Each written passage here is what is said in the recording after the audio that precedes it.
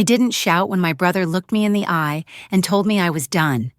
I just felt something go still inside me, the way the air changes before a storm. 17 years I held that company together while he played the visionary, and he thought stripping my badge would silence me, but he forgot one thing. I never walk away empty-handed. If you've ever seen someone underestimate the wrong woman, tell me in the comments. And if you want to hear what quiet payback really looks like, subscribe and stay with me. I knew something was wrong the moment Noah walked into my office without knocking.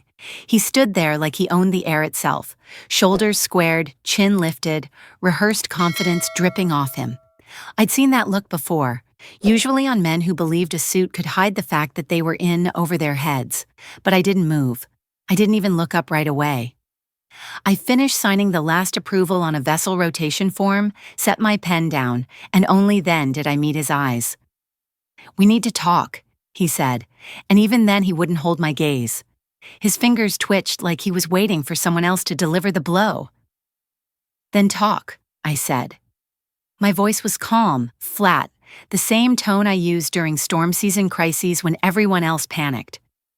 He swallowed, cleared his throat, and said the 5 words he had no right to speak to me. "Your role is being terminated."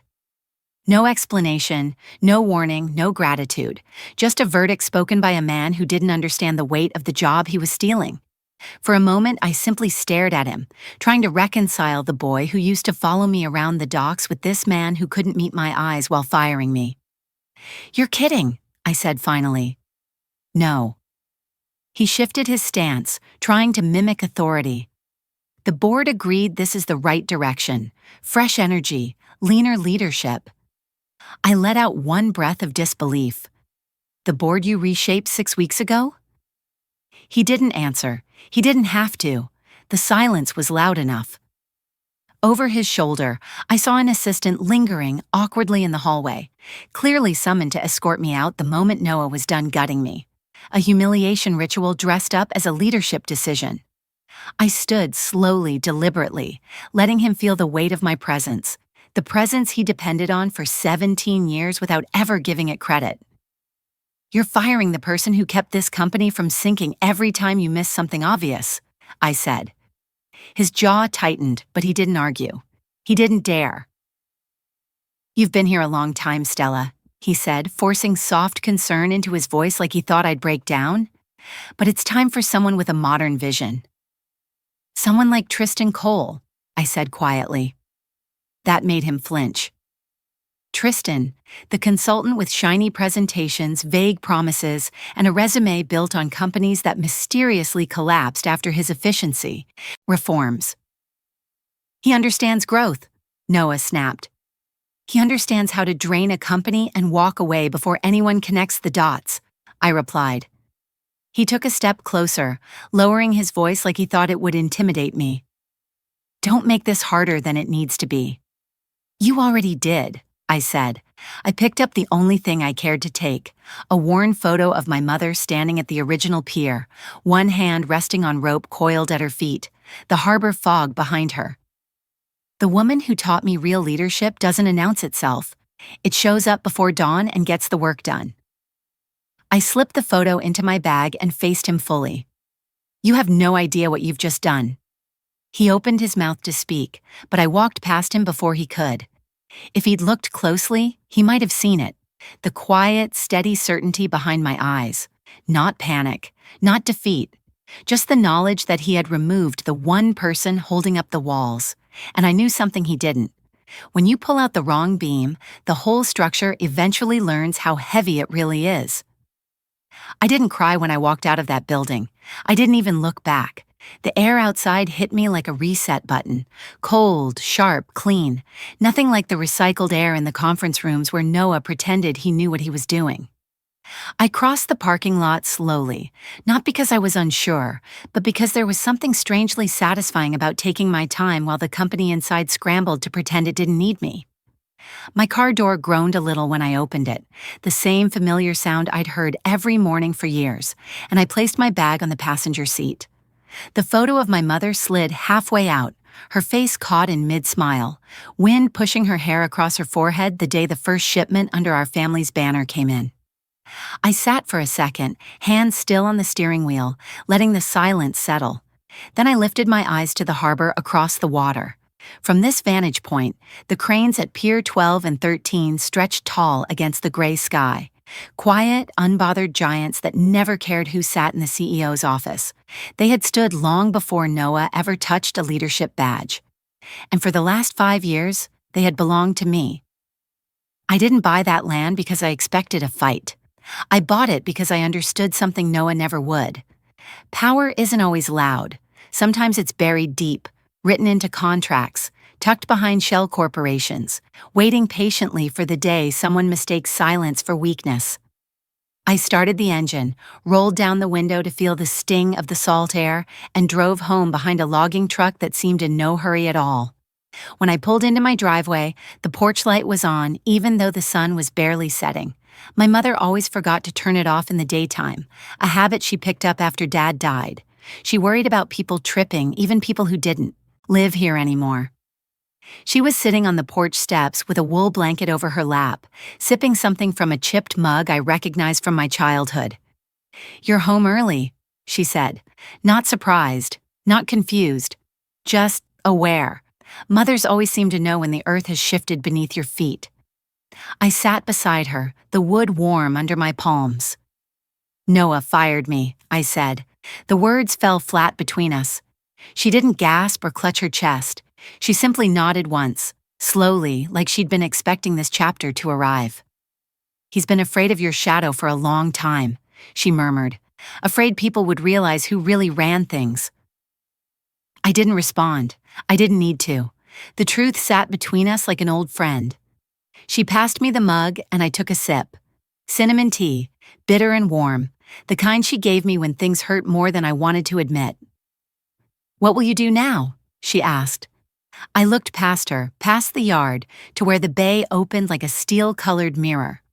"Nothing," I said. "Not yet." She tilted her head, studying me. "You're waiting." "I'm watching," I corrected. "There's a difference." She didn't press further. She knew better than anyone that I never struck first. I let others show their hand, reveal their weaknesses, their arrogance, their blind spots. And Noah had just shown me everything I needed to see. Before I left, my mother touched my wrist gently. "Just remember," she said, "you don't have to shout to be heard." I carried those words with me as I got into my car again and glanced once more at those cranes across the bay. Noah thought firing me was the end. He had no idea it was only the end of his safety net, because the ground he stood on didn't belong to him. It never had. The morning after Noah fired me, I woke up before dawn out of habit. My body didn't understand unemployment yet.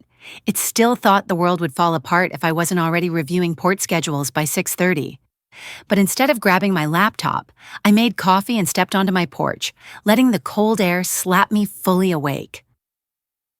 The bay was still dark, except for the faint silhouettes of freighters inching across the horizon. Without deadlines or emergencies to manage, the quiet felt unnatural, like a room where someone had turned off the power but the appliances still hummed with leftover electricity. I told myself I should enjoy the calm.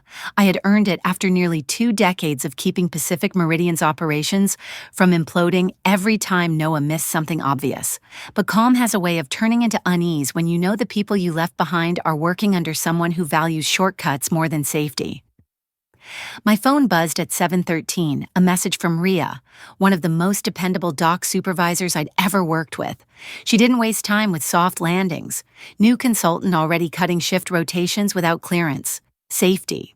Drills suspended, crew pissed. "You okay?" I stared at the message for a long moment, my thumb hovering over the keyboard without typing a full sentence. I finally responded with a single word. "Fine." It was a lie, and we both knew it. I turned my phone face down as if that would stop more messages from coming. It didn't. By noon, 2 more supervisors had reached out, one reporting that maintenance logs were under review and no longer required daily signatures. Another warning that Tristan was evaluating redundancies, which was consultant speak for firing the people who actually knew what they were doing. Every update hit me like a small, precise blade. Not enough to make me bleed openly, just enough to slice clean lines into the parts of me that had spent years protecting those crews. I reminded myself that I wasn't responsible for the chaos Noah chose to unleash. But responsibility isn't something you can switch off like a lamp. By late afternoon, I went to sit on the rocks near the shore, where the waves kept slapping against the break wall in steady, rhythmic pulses. I watched a barge maneuver slowly into the channel, its engine humming like an exhausted heartbeat. I knew the schedules by memory. I knew who was likely working that shift, which crane operator hated early mornings, which mechanic would be triple-checking the cables just in case. Except now, there was no guarantee anyone was checking anything. That thought sat heavy in my chest. Around 7, my phone lit up again, an unknown number. I almost let it ring out, but instinct made me answer. It was someone from Seafarer Assurance Group, the insurance provider that covered liability for Pacific Meridian's dock operations. His tone was polite, almost too calm. He asked if I could clarify a few discrepancies regarding the ownership of the land beneath Pier 12 and 13. My pulse didn't jump. It didn't need to. I'd been waiting for this moment. Yes, I said evenly. I can confirm the land belongs to me. Silence followed, long, weighted, telling. When he finally spoke again, his voice carried a thin thread of concern. He explained that Pacific Meridian had been renewing its policy under the assumption the company still held long-term, leased rights to the property. I told him that assumption was outdated. The leases had expired quietly last quarter, and the new terms were in progress. He thanked me for my transparency. I hung up and sat very still, feeling the shift happen like a tide turning beneath my feet. Insurance companies don't ask questions unless something somewhere is cracking.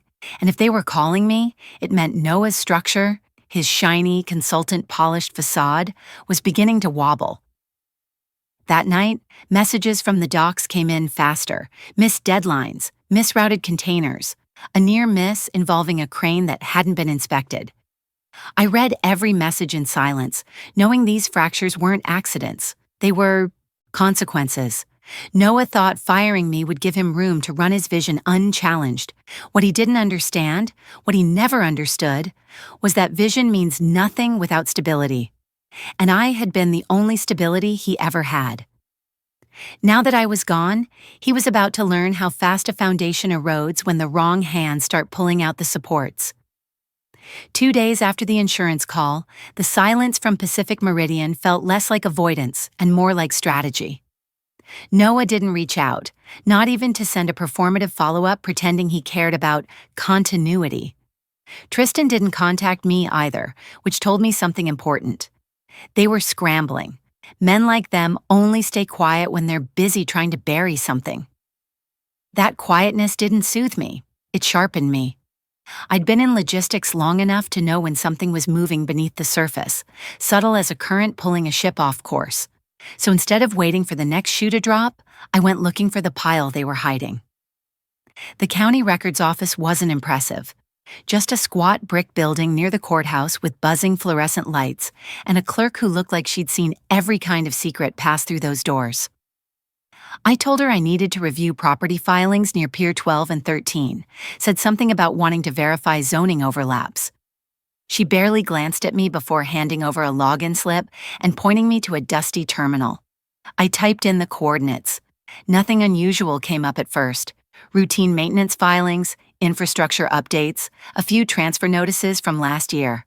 Then I widened the date range. 90 days, 180. 6 months back, something flickered across the screen, a development filing innocuous at a glance. Then another, and another, all submitted by the same entity. Ocean View Dynamics LLC. A name I had never seen before, bland enough to look legitimate, vague enough to mean nothing. I clicked on the first filing and scrolled down. The listed representative froze me in place. Noah Harwood. I leaned back in the chair, staring at the screen like I was waiting for it to correct itself. Noah had created a shadow company, Not just that, he'd been quietly filing permits to construct logistics extensions along the same coastal corridors. Pacific Meridian had spent decades locking down new terminals, rail spur modifications, storage expansions, all positioned like puzzle pieces along routes I had optimized for years. He wasn't trying to modernize the company. He was trying to cannibalize it, replace it, build a rival network using the infrastructure I had shaped and the relationships I had nurtured. I printed every page, every filing, every time-stamped entry. When I left the records office, I didn't go home. I drove straight to Clint, a private investigator I'd worked with 5 years earlier during a dry dock insurance dispute. He specialized in uncovering things people didn't want found. "Haven't heard your voice in a while," he said when I walked into his office. "What kind of mess are we swimming through this time?" I slid the folder across his desk. "I need to know everything about Ocean View Dynamics, its funding source, where the filings lead, who's backing the development." He raised an eyebrow. "Someone's rattled you."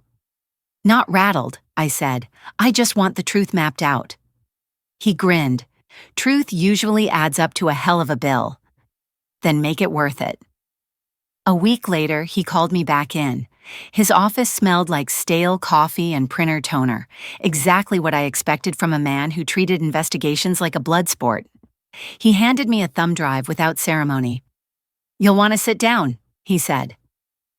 At home, I opened the files: photos, business cards, copies of pitch decks, screenshots of presentations Noah had given at industry mixers. In one picture, he stood beside a glossy display labeled "The Future of Coastal Logistics," beaming like he'd reinvented tidal flow. In the slides, I saw phrases that made my stomach turn: revolutionary offloading rotations, seasonal drift buffers, hybrid risk reduction protocols. Every one of those terms came from documents I had written, internal systems I created, refined and protected for years. He hadn't just borrowed my ideas. He lifted them word for word, diagram for diagram, strategy for strategy. My handwriting existed behind half the logic he claimed as visionary. And then I found something worse. Embedded in the financials were cash transfers routed through departments I used to oversee. Numbers that didn't belong there. Expenses that couldn't be justified. Funds funneled into Ocean View Dynamics under the guise of operational restructuring. Noah hadn't fired me to move forward. He fired me to cover his tracks. He stole my work, replicated my systems, used company money to build his shadow infrastructure, and removed the only person who could spot the irregularities instantly. I didn't speak for a long time. Anger wasn't the right word for what hit me. It was colder than that. Cleaner, a kind of clarity no storm could shake loose. He thought firing me solved his problem, but he had no idea what problem he'd created instead, because I wasn't the obstacle in his way. I was the one who knew exactly how to dismantle every piece of the empire he was trying to steal. The first person to call me after I uncovered Noah's shadow network wasn't a friend, and it certainly wasn't family. It was Harold Benton, a former board member who'd stepped down months earlier when Noah pushed through his so-called leadership restructuring. His voice on my voicemail was thin, strained, the voice of someone who just realized the house he helped build was on fire. "Stella, we need to talk, off the record." I played it twice, not because I needed clarity, but because I wanted to hear the worry underneath it. Noah always believed fear meant weakness, but fear has another side, awareness, and awareness spreads. I called him back that afternoon. He didn't waste time. "There's talk," he said. "Permits, money shifting, people resigning. Whatever Noah is planning, it's unraveling faster than he can contain it." I didn't confirm anything. I didn't need to. The board had always underestimated me, but Harold had the sense to recognize when the tide was turning. "You didn't hear this from me?" he added, "but he's pushing to liquidate assets, big ones." It didn't surprise me.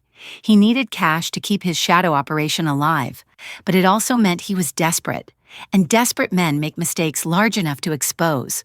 When we hung up, I didn't sit and stew. I grabbed the file I'd compiled, notes, screenshots, chain of custody timestamps, and headed for Seattle. I chose the restaurant carefully. Quiet, waterfront view, the kind of place where executives pretend they understand hard work. Mara Ellington was already there when I arrived. She'd been a rival for years.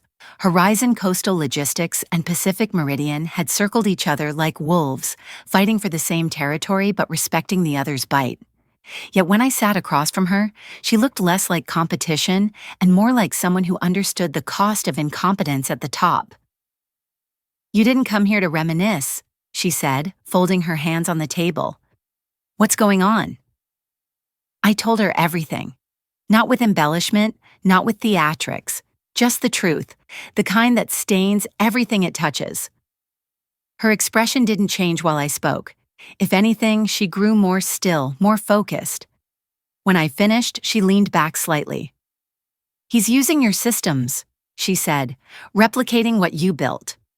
"Word for word," I answered, "and he's doing it with money that isn't his." She was quiet for a long moment, then, "What are you offering?" I slid a folder across the table. My proposal was simple. Horizon would acquire the operational assets of Pier 12 and 13, the equipment, the systems, the teams.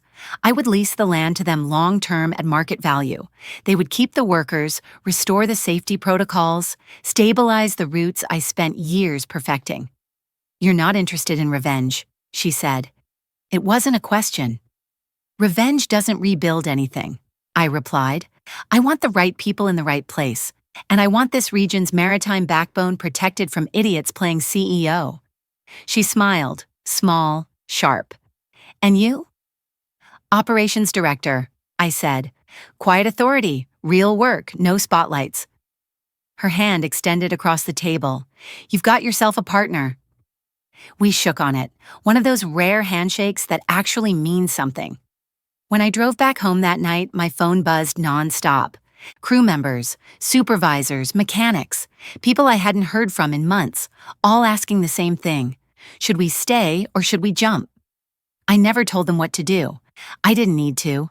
Loyalties bend toward the person who kept them safe the longest, and one by one they were already leaning back toward me, not because I demanded it, but because they remembered who built the ground they stood on. Noah had no idea the tide had already turned, and by the time he noticed, it would be far too late to swim. The boardroom looked different when you no longer belonged to the company whose logo sat embossed on the glass wall. The chairs felt smaller, the table colder, the air sharper, but none of that mattered when I pushed open the door. Noah was already there, flanked by Tristan, both of them stiffening like they had seen a ghost instead of the woman they fired. "You don't belong here," Noah snapped the moment I stepped inside.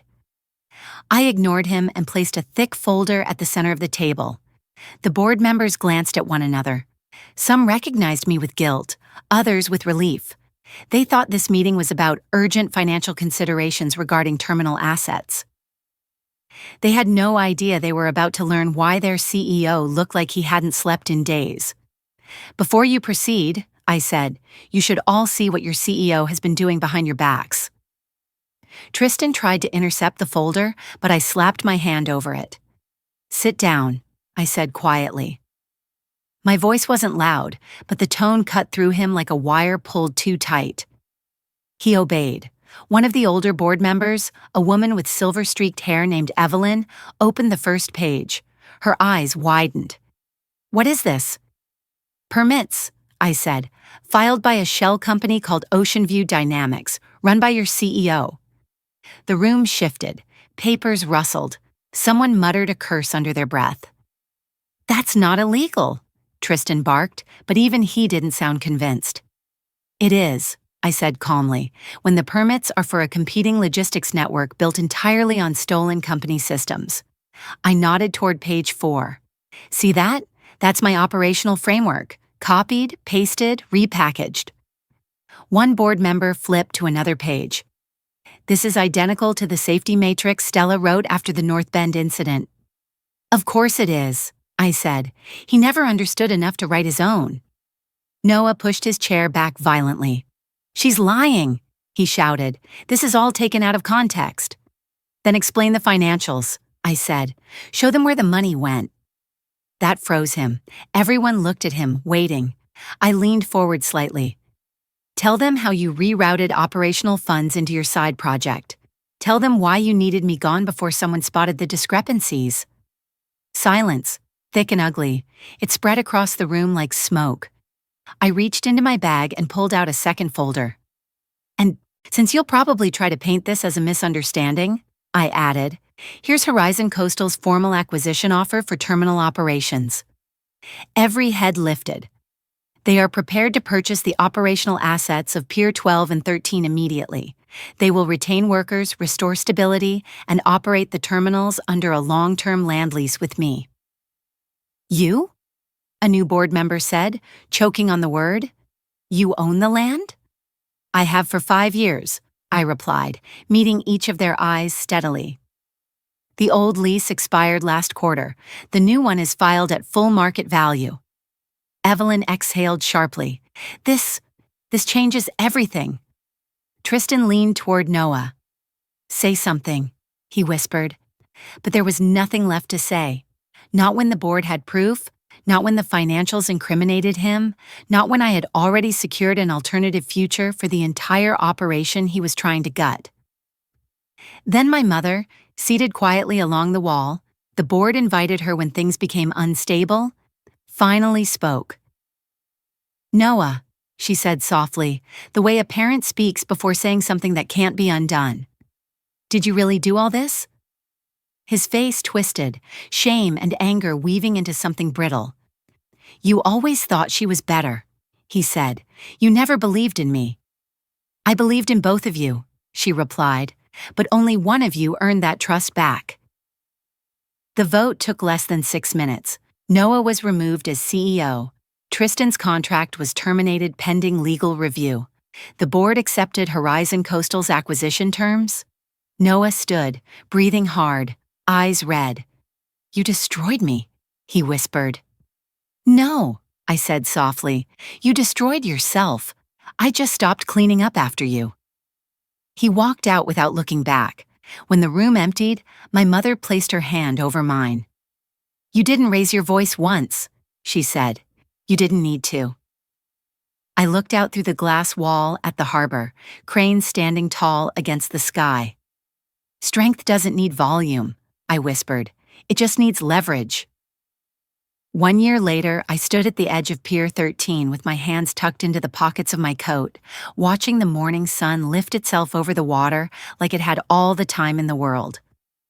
The Horizon Coastal logo hung clean and bold above the gate, a brighter shade of blue than anything Pacific Meridian ever had the courage to paint. But beneath that new color, the bones were the same.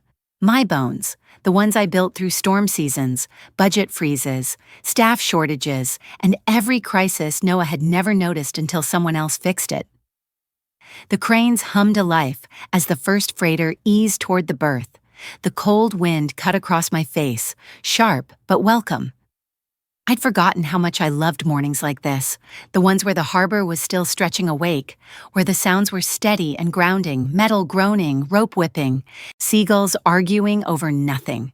A year ago, those sounds had been drowned out by betrayal and noise and the ache of watching something I cared about rot under the wrong hands. Now the sounds were just honest. I did my rounds like always, walking the yard before most supervisors even clocked in. Rhea joined me halfway through, clipboard in hand, her boots scuffing the concrete.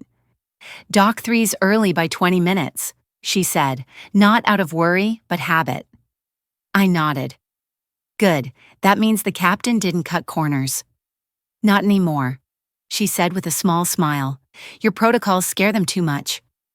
Good, I repeated, and it wasn't a joke. When we finished reviewing the offload schedule, Manny waved us over from the maintenance hangar. He looked the same as the day I left, grease up to his elbows, expression permanently unimpressed. Thought you'd want to see this, he said, pushing open the hangar door. Inside, a wall of replacement parts, actual replacements, not the dangerously low reserves Noah insisted were cost-efficient, was neatly cataloged and freshly stocked. First time in years we've hit the recommended minimum, Manny said, almost proud but trying not to show it. Horizon signed off without blinking. I felt something warm settle in my chest. Stability, safety, sanity, All things we lost under Noah's command the moment he let ambition blind him to reality. Back then, I thought removing him would be the part that changed me. I was wrong. The real change came afterward, when I realized I didn't need a title to lead, didn't need validation to know my worth, didn't need noise to prove I was right. I just needed room to work again. As I headed toward the operations tower, my phone buzzed. A text from my mother. Heard the sunrise looked beautiful over the bay. Did you see it? I typed back, I'm looking at it now. She responded with a heart she would deny sending if asked in person.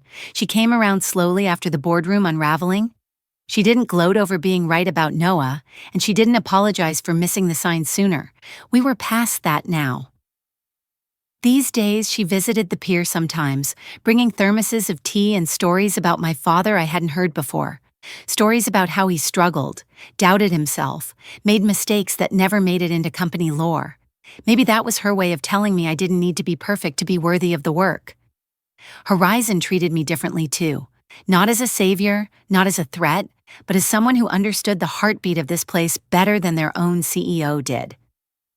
My title wasn't flashy, Regional Operations Director, but it fit me like a well-worn glove. The crews respected it. The harbor respected it. That was enough. As for Noah, his empire crumbled faster than even I expected. Once the board exposed his financial misconduct, investors backed out of Ocean View Dynamics one by one. Permits were frozen. Contracts dissolved. Legal fees mounted. He sold his condo and tried pivoting into maritime consulting, a title people in this industry now say with a half-hidden smirk. Last I heard, he was pitching efficiency strategies to small marina owners who had Googled him just enough to hesitate but not enough to slam the door. I don't check in on him. I don't need to. Consequences don't require my supervision. Near the pier's edge, 2 kids ran past me, my niece and nephew, bundled in winter jackets, chasing each other while my mother called out for them to slow down. They ignored her completely. When I lifted my hand, they ran toward me instead, eyes bright with the awe only children feel around massive machinery. "Can we go up the tower again?" Ava asked. "I want to see the ships." "All the ones that matter are out there," I said, pointing toward the horizon. She grinned like I'd just handed her the whole ocean. Watching them, I realized something. This place, these people, this work, it was never just a job. It was inheritance, not in name but in purpose. And purpose, when reclaimed, is more powerful than revenge could ever be. As the freighter's horn bellowed across the bay, long and steady, I felt the sound vibrate through my ribs. Not a warning, not a lament, just a reminder. I didn't come back as someone who survived what was done to me. I came back as someone who never left the foundation in the first place. And if anyone listening has ever been cast aside by someone who underestimated your worth, tell me, would you have walked away, or would you have waited for the moment the tide turned? Drop your answer in the comments, and if you're still here with me, you're part of the small percentage who finish what they start. Stick around. I'm just getting started. I guess what surprised me most looking back isn't that someone I trusted tried to cut me out. It's how quiet the truth stayed until I was ready to hear it. What I learned is that real strength doesn't always roar. Sometimes it sits in the corner, gathers its evidence, and waits for the right moment to stand. I didn't win by throwing punches or matching Noah's ego. I won by knowing exactly who I was, exactly what I built, and exactly when to stop carrying someone else's mistakes on my back. There's a kind of freedom in that, not vengeance, clarity. And it taught me something Americans my age know well. Loyalty isn't owed, it's earned. If someone keeps taking from you while offering nothing in return, you don't have to stay loyal to the sinking ship. You can step back and let the water reveal the holes they drilled themselves. But the truth is, not every battle ends with banners and applause. Sometimes the most meaningful victory is quiet, watching consequences catch up to the person who created them while you rebuild your life without the weight they once put on you. Forgiveness has its place. It frees your heart, but silence, when used with intention, can be the sharpest knife in the drawer. The lesson? Know your worth, build your own leverage, and don't be afraid to walk away when the people you love start confusing your competence for convenience. Life now is full of people trying to move fast, cut corners, or fake leadership. Don't let their shortcuts dictate your path. Be steady, be precise, and never hand your power to someone who hasn't earned the right to hold it. How to get started today. Identify one boundary you need to reestablish. Review one area of your life where you've been carrying someone else's responsibilities. Write down one skill or strength you've been downplaying and commit to using it this week. And if this story speaks to you, tell me in the comments what lesson hits home. Share this with someone who needs a reminder of their power, and subscribe if you want more stories that tell the truth about quiet strength.